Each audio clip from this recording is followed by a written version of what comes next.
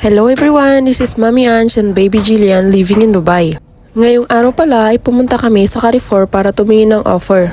Tuwang-tuwa na naman si Jillian sa may ilaw niyang sandals at gustong-gusto nga niya na lumalabas kami lagi para makapagtakbo siya ng mabilis. Sobrang kulit talaga ng batang ito. At nakarating na kami sa Borjuman Mall. Tingnan mo naman yung batang tuwang-tuwa kasi makikita na naman niya yung flower shop. Tuwang-tuwa talaga siya sa mga flower at mga halaman na nakikita niya sa daan. Pero pag ilalapit mo naman siya, takot naman siyang hawakan. Yung akala mo kinikiliti siya.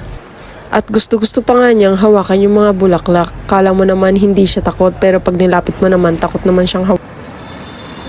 At ito na nga, pauwi na nga kami at tingnan niyo naman yung batang makulit, tuwang-tuwa yan sa mga puno na nakikita niya sa daan.